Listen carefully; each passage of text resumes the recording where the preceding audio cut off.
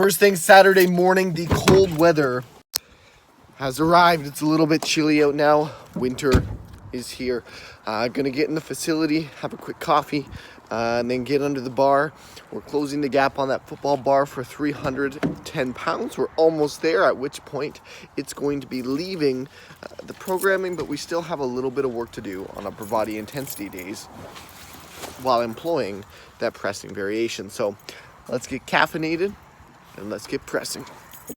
Started off this workout with a solid set of 5 consecutive reps on the neutral grip angled Swiss bar at 259.5 pounds, and went right from there into 4 more sets with 233.5 pounds, 4 sets of 5 across. And what's crazy is the reality that at one point 280 pounds for a single was all I had in the tank. That was my top end working weight for one single rep, and now I'm moving weights that are pretty close in comparison for multiple reps across. And I don't want to say with relative ease, but certainly a lot easier than it would have been when 280 for a single was all I had on my best day with 101% effort. Then went from there into a belt squat cable row, which is significantly more challenging than your traditional cable row where you're seated on a machine with your feet planted right in front of you.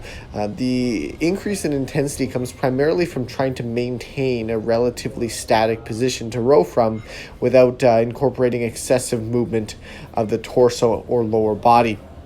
I really like the belt squat cable row, and I'm positive it's going to make a reappearance in my programming in the near future. From there, I went into a seated dumbbell power clean. This was an exercise I picked up watching some old school Joe DeFranco videos, considering trap development and rotator cuff health. I also got my ego pulverized on this one because I'm quite confident that I had more sweat dripping down my forehead with 10-pound dumbbells in my hands than any of the other exercises in this current training block. From here, went into a close grip bench press, which felt very strange because I haven't done any bench pressing, even close to a traditional bench press, in months now. Not on a flat angle at the very least. And even though it was a close grip and not a standard bench press, it still felt extremely foreign and strange, but I was able to do some pretty solid rep work with more than my body weight, which was encouraging. Ran with 195 pounds, I believe was the working weight, for sets of 8 to 12 across, of which the first 2 sets I managed to complete 12 consecutive reps, and the final 2 sets I barely managed to squeeze out a full set of 8. And I'm just kidding, it's 185 pounds. Clearly, I need to keep track of my numbers a little better. Regardless, it was still a solid set. Felt a little tender on the wrists, actually, because it's been quite a while since I used this grip placement. But then I went from here into some lying dumbbell tricep extensions just to really hammer the back of the arms. High rep range, 15 to 20. The original intent was to do 20 to 25, but seeing as I only managed a 19 and 15 respectively on each of the 2 sets, clearly that was a little bit overzealous. Overall, great training session, feeling confident.